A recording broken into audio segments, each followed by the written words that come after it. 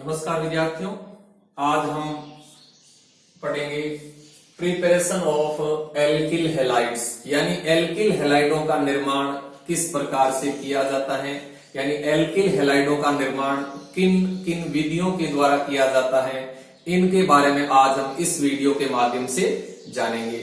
तो एल्किल हैलाइडों का निर्माण कई प्रकार की विधियों से किया जा सकता है, जिनमें से कुछ प्रमुख विधियां इस प्रकार हैं, जैसे नंबर 1 फ्रॉम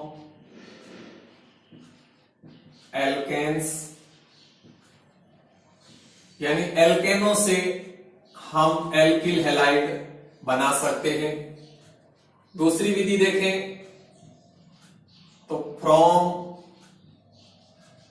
एल्कीन्स, एल्किनों से हम एल्किल हैलाइड बना सकते हैं। नंबर 3 फ्रॉम एल्कोहल्स, एल्कोहल से हम एल्किल हैलाइड बना सकते हैं। नंबर 4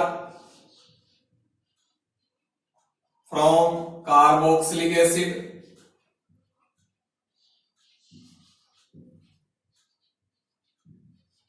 कार्बोक्सिलिक अम्लों से हम एल्किल हैलाइड बना सकते हैं। नंबर 5 हैलोजन एक्सचेंज मेथड्स, यानी हैलोजन विनिमय विधियों के द्वारा हम एल्किल हैलाइड बना सकते हैं। तो इनके अलावा भी और कई प्रकार की विधियां होती हैं जिनके द्वारा हम एल्किल हैलाइड बना सकते हैं। तो आज के इस वीडियो में हम यह जानेंगे कि एल्केनों से एल्किल हैलाइड का निर्माण किस प्रकार से किया जाता है। तो देखो,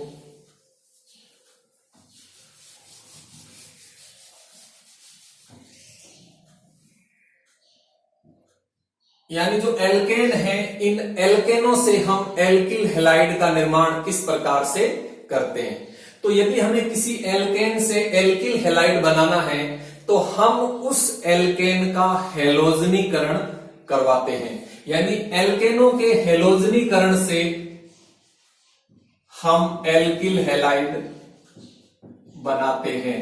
यानी जब किसी एल्केन का हैलोजिनेशन करवाया जाता है तो हमें एल्किल हैलाइड प्राप्त हो जाते हैं। जैसे मान लीजिए अपने पास में कोई एल्केन RH है, इसकी रिएक्शन हम किसी हैलोजन के साथ करवाते हैं पराबैंगनी प्रकाश की उपस्थिति में। तब क्या होता है कि एल्केन में उपस्थित हाइड्रोजन परमाणु का हैलोजन परमाणुओं से प्रतिस्थापन हो जाता है और हमें एल्किल हैलाइड प्राप्त हो जाते हैं और सह उत्पाद के रूप में HX भी प्राप्त होता है।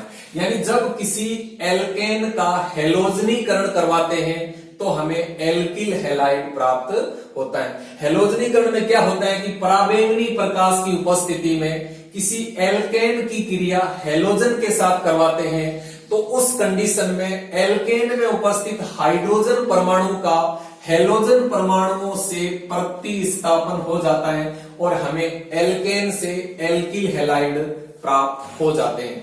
अब देखो, एल्केनों का जो हैलोजनीकरण है यह एक मुक्त मूलक प्रतिस्थापन अभिक्रिया होती है, यानी फ्री रेडिकल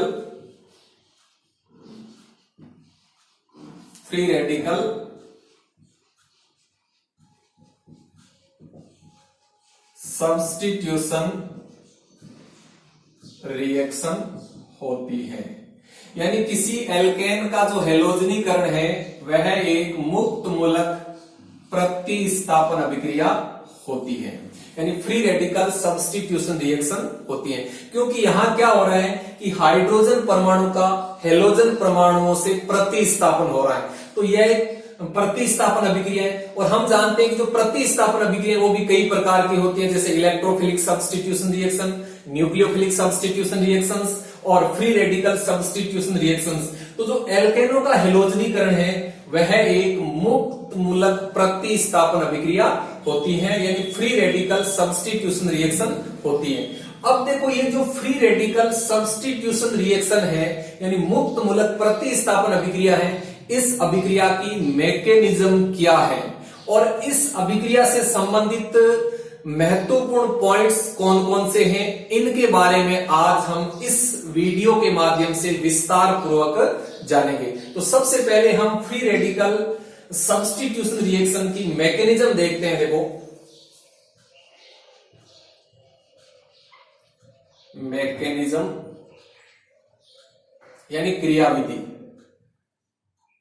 तो देखो जो फ्री रेडिकल सब्स्टिट्यूशन रिएक्शन है यह एक चेन रिएक्शन होती है और जो चेन रिएक्शंस होती हैं वे फ्री रेडिकल मैकेनिज्म के द्वारा संपन्न होती हैं। और ये जो फ्री रेडिकल मैकेनिज्म होती है ये फ्री रेडिकल मैकेनिज्म 3 प्रकार के पदों में संपन्न होती है, जिसमें पहला पद होता है श्रृंखला प्रारंभिक पद और दूसरा पद होता है श्रृंखला संचरण पद और तीसरा पद होता है श्रृंखला समापन पद। तो फ्री रेडिकल सब्स्टिट्यूशन रिएक्शन है यह रिएक्शन 3 पदों में संपन्न होती है, जिसमें पहला पद होता है chain initiation step, chain initiation step यानी श्रृंखला प्रारंभिक पद। अब देखिए जो श्रृंखला प्रारंभिक पद है यह पद एंडोथर्मिक होता है, एंडोथर्मिक होता है यानी उष्मा शोषी होता है, क्योंकि इस पद में क्या होता है कि इस पद के अंदर सह संयोजी बंध का समास विदलन होता है, यानी कोवेलेंट बॉन्ड का होमोलाइटिक क्लीवेज होता है और कोवेलेंट बॉन्ड के होमोलाइटिक क्लीवेज होता है जब तब उष्मा यानी ऊर्जा का अवशोषण होता है। तो जो ये चेन इनिशिएशन स्टेप है, ये जो श्रृंखला प्रारंभिक पद है ये एंडोथर्मिक यानी उष्मा शोषी होता है। जैसे हैलोजन है, हैलोजन में 2 हैलोजन परमाणु आपस में सह संयोजी बंध से बंधित हैं, तो पराबैंगनी प्रकाश की उपस्थिति में देखो क्या होता है, यहाँ पराबैंगनी प्रकाश की उपस्थिति में यहां दोनों हैलोजन परमाणुओं के बीच में जो सह संयोजी बंध है इस सह संयोजी बंध का होमोलाइटिक क्लीवेज होता है। इस होमोलाइटिक क्लीवेज के अंदर क्या होता है कि इस बंध में जो 2 इलेक्ट्रॉन है उनमें से एक इलेक्ट्रॉन इस परमाणु पर आ जाता है, दूसरा इलेक्ट्रॉन इस परमाणु पर चला जाता है, यानी इस सह संयोजी बंध के दोनों इलेक्ट्रॉन दोनों परमाणुओं पर समान रूप से बंट जाते हैं। तो यहां देखो क्या होता है कि पराबैंगनी प्रकाश की उपस्थिति में इस बॉन्ड का जो दोनों हैलोजन परमाणुओं के बीच में है इस बॉन्ड का होमोलाइटिक क्लीवेज होता है यानी समास विदलन हो जाता है, जिसके परिणाम स्वरूप हैलोजन फ्री रेडिकल बन जाते हैं यानी हैलोजन मुक्त मूलक बन जाते हैं। तो ये होता है चेन इनिशिएशन स्टेप जो कि एंडोथर्मिक होता है, क्योंकि इस पद के अंदर सह संयोजी बंध का समास विदलन होता है।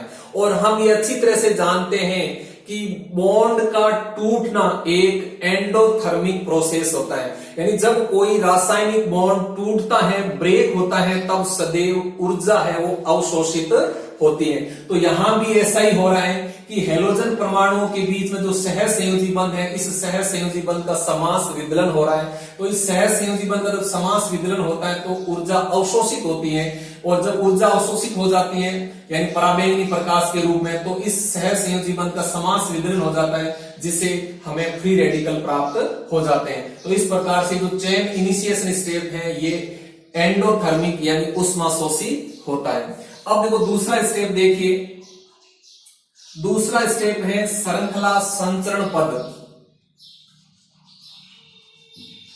Chain propagation step.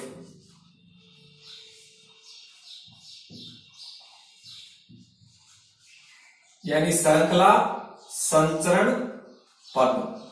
अब देखो ये जो श्रृंखला संचरण पद है यह पद सामान्यतया एक्सोथर्मिक होता है,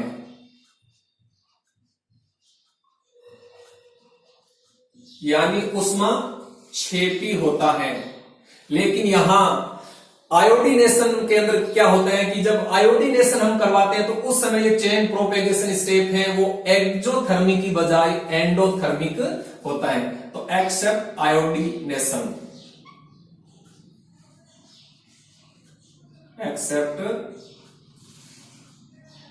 आयोडीनेशन, यानी आयोडीनेशन को छोड़कर बाकी के अंदर ये जो चेन प्रोपेगेशन स्टेप है ये एक्सोथर्मिक यानी ऊष्माक्षेपी होता है। अब देखो इस स्टेप के अंदर दो तरह की रिएक्शन होती है।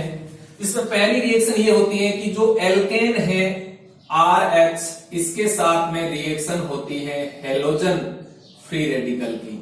तो यहां क्या होता है कि जब हेलोजन मुक्त मूलक एल्केन के साथ रिएक्शन करता है तो यहां जो CH बॉन्ड है उस CH बॉन्ड का होमोलाइटिक क्लीवेज होता है, यानी इस बॉन्ड का एक इलेक्ट्रॉन इधर आ जाता है, दूसरा इलेक्ट्रॉन इधर चला जाता है। तो यहां जब CH बॉन्ड का होमोलाइटिक क्लीवेज होता है तो हाइड्रोजन मुक्त मूलक और एल्किल मुक्त मूलक बनता है, और यहां जो हाइड्रोजन मुक्त मूलक बनता है ये हेलोजन मुक्त मूलक के साथ जुड़ करके HX बना देते हैं और यहां एल्किल फ्री रेडिकल प्राप्त हो जाता है।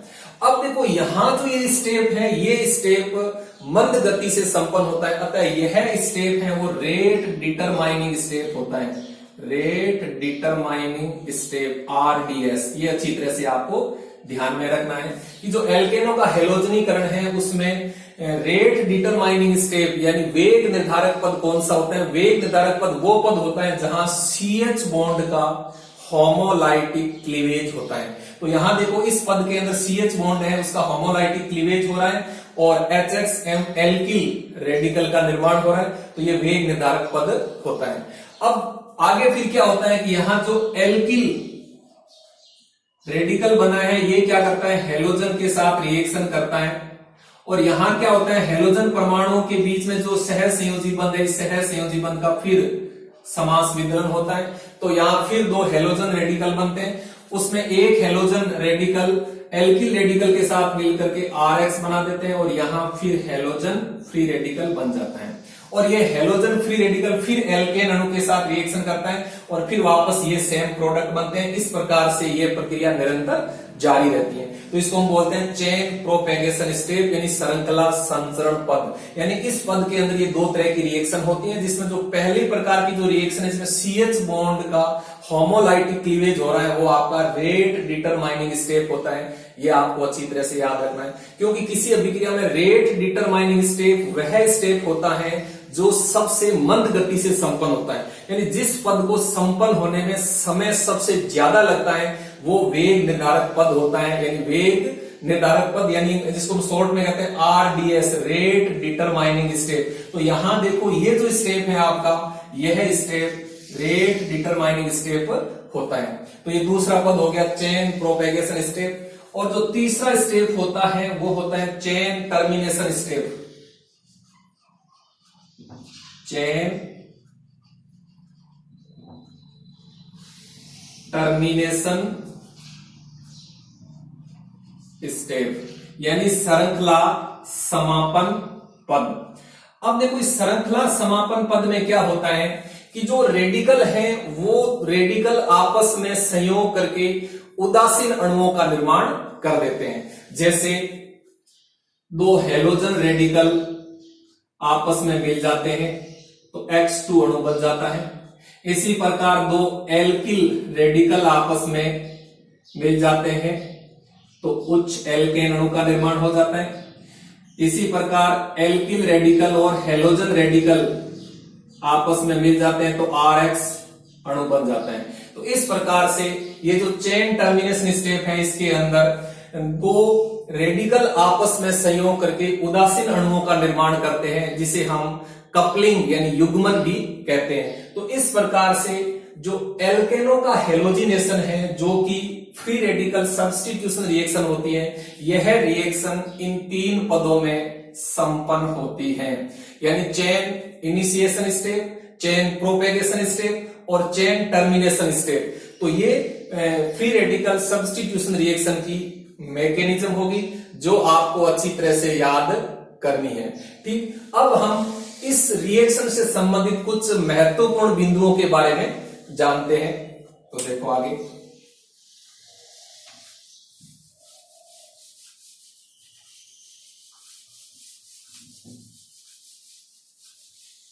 यानी फ्री रेडिकल सब्स्टिट्यूशन रिएक्शन है। इस रिएक्शन से संबंधित कुछ महत्वपूर्ण बिंदुओं के बारे में देखते हैं।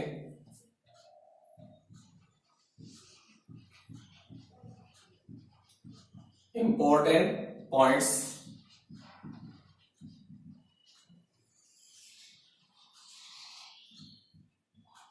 तो देखो, एल्केनों का हेलोजनीकरण जो कि फ्री रेडिकल सब्स्टिट्यूशन रिएक्शन होती है, जिसमें हम क्या करते हैं कि पराबैंगनी प्रकाश की उपस्थिति में किसी एल्केन अणु की रिएक्शन हेलोजन अणु के साथ करवाते हैं। तो एल्केन अणु में उपस्थित जो हाइड्रोजन परमाणु है, हाइड्रोजन परमाणु का हेलोजन परमाणु से प्रतिस्थापन हो जाता है। तो यहां हम देखते हैं कि जो ये हेलोजन है, ये हेलोजन 4 प्रकार के होते हैं, फ्लोरीन, क्लोरीन, ब्रोमीन, आयोडीन। तो ये जो 4 प्रकार के हेलोजन है, फ्लोरीन, क्लोरीन, ब्रोमीन, आयोडीन, इन चारों प्रकार के हेलोजन की जो रिएक्टिविटी है, जो अभिक्रियाशीलता है, वो भिन्न भिन्न होती है। तो यदि हम इनका रिएक्टिविटी ऑर्डर देखें तो देखो क्या होता है। रिएक्टिविटी ऑर्डर, यानी जो 4 प्रकार के हेलोजन होते हैं, इनका रिएक्टिविटी ऑर्डर देखें तो इनमें सबसे ज्यादा क्रियाशीलता होती है फ्लोरीन की। फ्लोरीन से कम क्रियाशीलता होती है क्लोरीन की। क्लोरीन से कम क्रियाशीलता होती है ब्रोमीन की, और ब्रोमीन से कम क्रियाशीलता होती है आयोडीन की। तो ये जो विभिन्न प्रकार के हेलोजन हैं, इनका रिएक्टिविटी ऑर्डर ये होता है। यानी सबसे कम क्रियाशीलता आयोडीन की, आयोडीन से ज्यादा ब्रोमीन की, ब्रोमीन से ज्यादा क्लोरीन की, और क्लोरीन से ज्यादा फ्लोरीन की। तो ये रिएक्टिविटी ऑर्डर आपको याद रखना है। दूसरा बिंदु हम देखें तो हम ये जानते हैं कि जो एल्केन अणु है, एल्केन अणु के जो ये हाइड्रोजन परमाणु है, ये हाइड्रोजन परमाणु मुख्यतः 3 प्रकार के होते हैं, टर्सरी, सेकेंडरी और प्राइमरी। यानी प्राथमिक हाइड्रोजन परमाणु, द्वितीयक हाइड्रोजन परमाणु और तृतीयक हाइड्रोजन परमाणु। ये जो 3 प्रकार के हाइड्रोजन परमाणु हैं, इन तीनों प्रकार के हाइड्रोजन परमाणुओं की एब्स्ट्रैक्शन रेट है वो भिन्न भिन्न होती है। तो देखो इनकी एब्स्ट्रैक्शन रेट क्या होती है कंपेरेटिवली।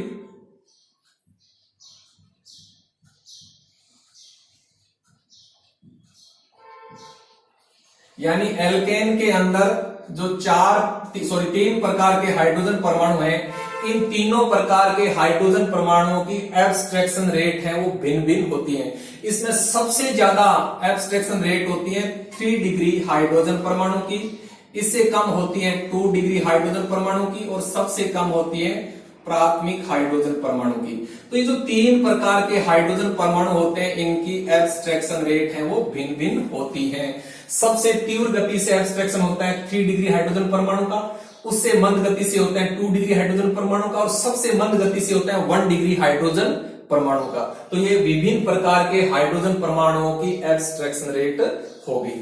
तीसरा बिंदु हम देखें तो हम देखते हैं कि जब हम एल्केनों का हेलोजनीकरण करवाते हैं, तो हेलोजनीकरण के अंतर्गत हम जनरली क्लोरीनेशन एवं ब्रोमिनेशन ही करवाते हैं।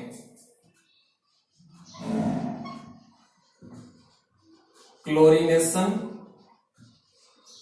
एवं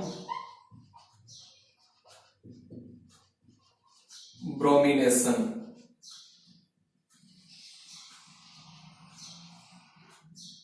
ही करवाते हैं। हम फ्लोरीनेशन एवं आयोडीनेशन है वो जनरली नहीं करवाते हैं।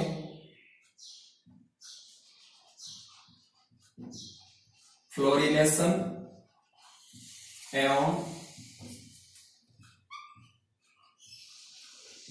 आयोडीनेशन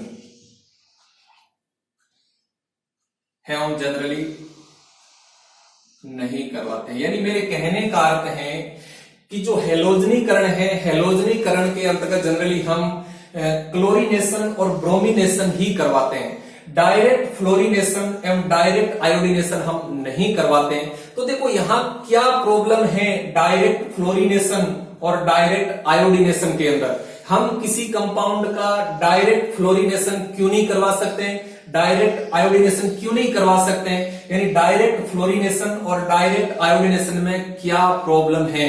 तो सबसे पहले हम देखते हैं कि डायरेक्ट फ्लोरीनेशन में क्या प्रॉब्लम होती है। तो देखो, जब हम किसी कंपाउंड का डायरेक्ट फ्लोरिनेशन करवाएं तो दो प्रॉब्लम होती है। एक प्रॉब्लम तो ये होती है कि हम जानते हैं कि जो फ्लोरीन है, फ्लोरीन की क्रियाशीलता बहुत अधिक होती है। तो जब फ्लोरीन की क्रियाशीलता बहुत अधिक है तो उस कंडीशन में यदि हम डायरेक्ट फ्लोरिनेशन करवाएं तो डायरेक्ट फ्लोरिनेशन का जो प्रोसेस है वो हाईली एक्सोथर्मिक होता है। अतः ये जो रिएक्शन होगी ये अत्यधिक तीव्र वेग के साथ विस्फोट के साथ संपन्न होती है। इसीलिए यहां इस रिएक्शन के अंदर आग लगने का खतरा बना रहता है। यानी कहने का अर्थ, जो डायरेक्ट फ्लोरिनेशन की जो क्रिया है वो हाईली एक्सोथर्मिक होने के कारण यह रिएक्शन अत्यधिक तीव्र वेग से विस्फोट के साथ संपन्न होती है। अतः ऐसी स्थिति में आग लगने का खतरा बना रहता है। इसीलिए हम जनरली डायरेक्ट फ्लोरिनेशन नहीं करवाते हैं। और दूसरी प्रॉब्लम ये आती है कि हम जानते हैं कि जो फ्लोरीन है इसकी क्रियाशीलता बहुत अधिक होने के कारण जो सबस्ट्रेट है उसमें एक से अधिक हाइड्रोजन परमाणुओं का हेलोजन फ्लोरीन परमाणुओं से प्रतिस्थापन हो जाता है, अर्थात यहां सबस्ट्रेट का पॉलीफ्लोरिनेशन हो जाता है। तो यहां पॉलीफ्लोरिनेशन की प्रॉब्लम भी आती है। तो ये दो प्रॉब्लम आती है डायरेक्ट फ्लोरिनेशन के अंदर। इसीलिए हम किसी कंपाउंड का डायरेक्ट फ्लोरिनेशन जनरली नहीं करवाते। यदि हमें एल्किल फ्लोराइड बनाना होता है तो हम किसी भी एल्केन का डायरेक्ट फ्लोरिनेशन नहीं करवाते, बल्कि इनडायरेक्ट मेथड के द्वारा ही हम एल्किल फ्लोराइड का निर्माण करते हैं। तो ये डायरेक्ट फ्लोरिनेशन की प्रॉब्लम होती है। अब देखो, डायरेक्ट आयोडीनेशन में क्या दिक्कत आती है। डायरेक्ट आयोडीनेशन में ये दिक्कत आती है कि जो आयोडीनेशन का प्रोसेस है ये रिवर्सिबल एवं एंडोथर्मिक होता है। तो इस रिवर्सिबल एवं एंडोथर्मिक प्रोसेस होने के कारण हम किसी कंपाउंड का डायरेक्ट आयोडीनेशन जनरली नहीं करवाते हैं। हाँ, यदि हम आयोडीनेशन का जो प्रोसेस है किसी प्रबल ऑक्सीकारक, जैसे मान लीजिए पर आयोडिक अम्ल है, यदि उसकी उपस्थिति में संपन्न करवाएं तो इस समस्या का समाधान हो सकता है। तो यहां मैंने आपको यह बताया है कि जो हेलोजिनेशन है, हेलोजिनेशन के अंदर हम जनरली क्लोरीनेशन एवं ब्रोमिनेशन ही करवाते हैं। हम सामान्यतः डायरेक्ट फ्लोरिनेशन एवं डायरेक्ट आयोडीनेशन नहीं करवाते हैं। तो यहां मैंने आपको यह भी बता दिया है कि हम डायरेक्ट फ्लोरिनेशन क्यों नहीं करवा सकते हैं या डायरेक्ट आयोडीनेशन क्यों नहीं करवा सकते हैं, यानी डायरेक्ट फ्लोरिनेशन एवं डायरेक्ट आयोडीनेशन के अंदर क्या प्रॉब्लम्स आती हैं। तो ये तीसरा बिंदु हो गया। अब चौथे बिंदु की हम बात करें, यानी एल्केनों के हेलोजिनेशन से संबंधित, तो चौथा बिंदु देखिए,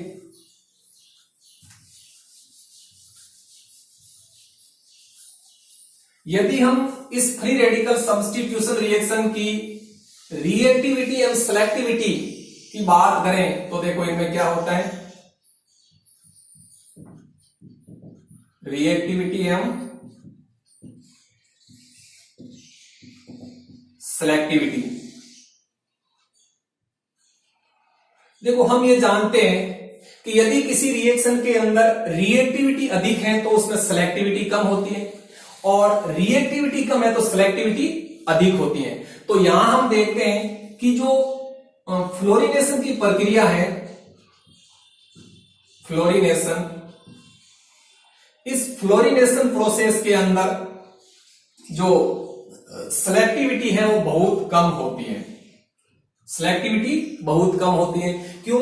क्योंकि फ्लोरीन की क्रियाशीलता बहुत अधिक होती है। अतः जो फ्लोरिनेशन का जो प्रोसेस है उसकी रिएक्टिविटी बहुत अधिक होने के कारण इसके अंदर सिलेक्टिविटी बहुत कम होती है, सिलेक्टिविटी सामान्यतया नहीं होती है। इसके बाद हम क्लोरिनेशन, आयोडीनेशन की बात करें, आयोडीनेशन, तो आयोडीनेशन प्रोसेस के अंदर जो सिलेक्टिविटी है वो पर्याप्त रूप से होती है, क्योंकि आयोडीन की क्रियाशीलता बहुत कम होती है। अतः जो आयोडीनेशन का प्रोसेस होता है इसकी रिएक्टिविटी बहुत कम होती है, और जब रिएक्टिविटी बहुत कम होती है तो सिलेक्टिविटी अधिक होती है। और जो बीच वाले दो प्रोसेस हैं, क्लोरिनेशन एंड ब्रोमिनेशन, क्लोरिनेशन एवं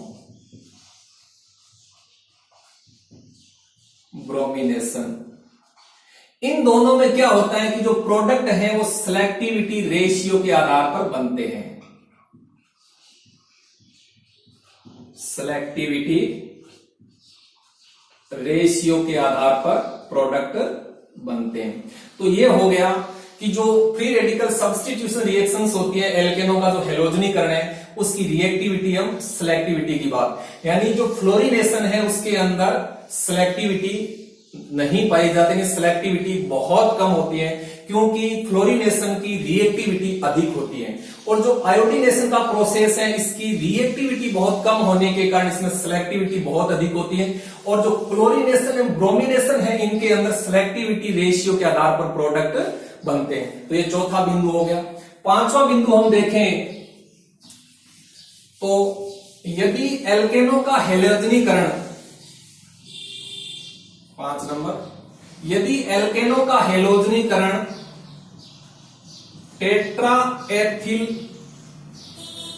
टेट्राएथिलेट की उपस्थिति में संपन्न करवाया जाए तो ये जो फ्री रेडिकल सब्स्टिट्यूशन रिएक्शन है ये सामान्यतः पर आसानी से प्रारंभ हो जाती है।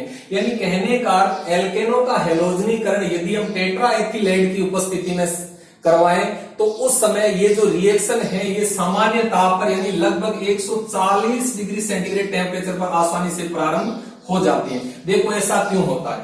ऐसा इसीलिए होता है क्योंकि यहां जो टेट्राएथिलेट है, टेट्राएथिलेट, इस टेट्राएथिलेट का कम ताप पर यानी 140 डिग्री सेंटीग्रेड ताप पर आसानी से अपघटन हो जाता है। और जब टेट्राएथिलेट का अपघटन होता है तब लेड प्लस एथिल रेडिकल बनते हैं।